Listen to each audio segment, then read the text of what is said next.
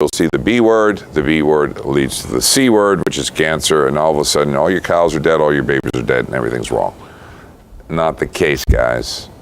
But the only news out there is the bad news. The good news isn't getting out there, and that's why when Arthur asked me to come out and speak to you folks, I jumped on the opportunity so that we could educate folks as to how good this industry is for Pennsylvania, what the benefits are, and hey, like any industry, the steel industry, they made their hiccups. They dumped some crap in the river that killed fish. Still do. Coal industry, the mining industry, the textile industry, the paper industry. Anybody in a state that was near a paper mill goes, man, what's that smell? It's just the nature of risk and reward. If you're going to create jobs and if you're going to have an economy that supports the United States, you're going to have to take some risk. This industry is taking no more risks than any others. It's just because you're living and growing up in the Y generation, the internet phase, so that you can Google, text, whatever, frac fluid, it's bad, it's going to kill you. It's not bad, it's good. And I'd be glad to help answer any questions after this because I only have 30 minutes, right? So I better move along. But these are the energy companies that are in the industry. Anadarko, Range Resources, Chesapeake, Atlas Chevron, East Resources, which was acquired by Shell. The Chevron acquisition of Atlas was $4.3 billion. Again, there's big money. The reason I think a lot of these people are coming in and learning in the Marcellus is it's a great opportunity. It's the gas station to the East Coast, but they want to learn this technology because there's a lot more of this in China and Russia. So they want to perfect these technologies in the United States and then go after the shale gas in the bigger continents that have bigger shale plays. Again, EQT right across the river, Equitable Gas, Chief, Fortuna.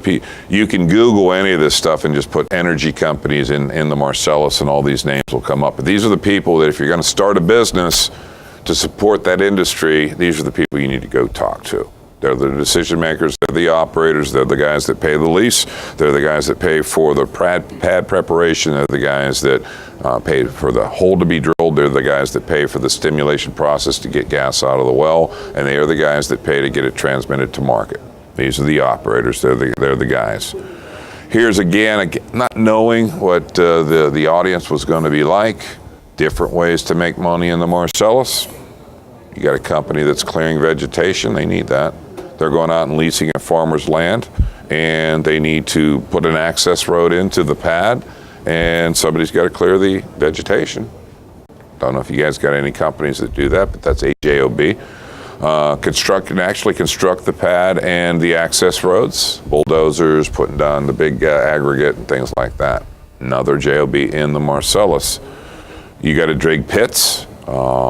And initially, it's going to be the drilling muds while they're drilling the hole and the cuttings.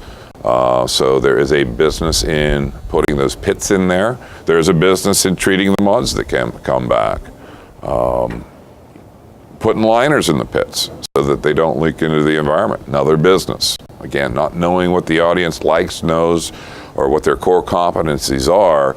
These are some of the kinds of jobs that are created by the Marcellus and opportunities for your point of entry.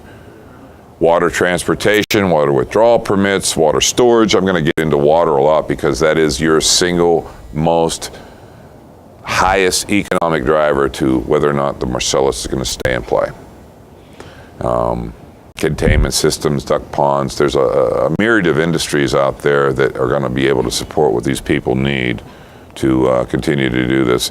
Again, I simply just show a vertical.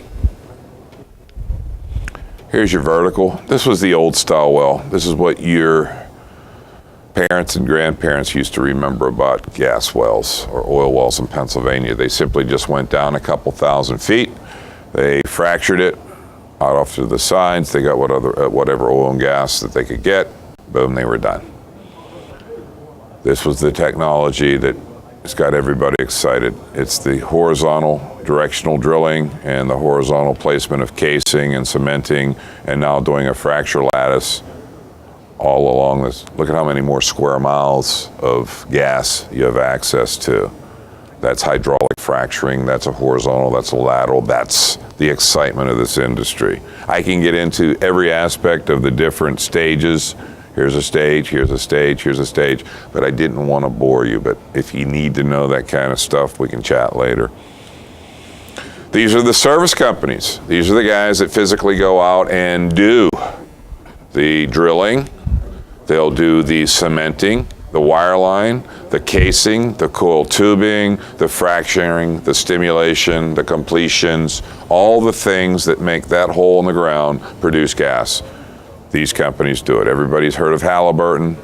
Some of you have heard of Schlumberger BJ. Superior Well Services is local here in Pennsylvania, out of Indiana.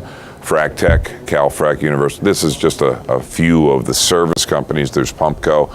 These are the guys that do the drilling, placing the casing, placing the cement, putting down the wire line to blow the hole in the structure, putting the sand and water in place, cleaning the well up, putting it online for production.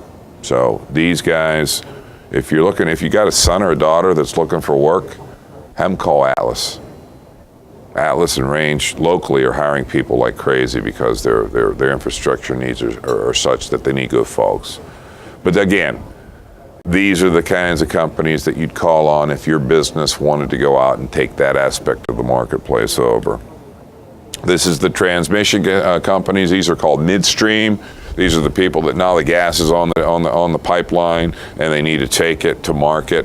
You got Columbia Gas Transmission, you got Dominion, you got MarkWest. There's 89 gas transmission companies in Pennsylvania. Those of you that do welding know that pipes are going to fail and those pipes need to be repaired, so you got business right there. Google any of these people, and again, from clearing the pad, preparing the pad, stimulating the well, to transporting the energy to market, there's a billion different reasons for you guys to be able to get into this market and make money.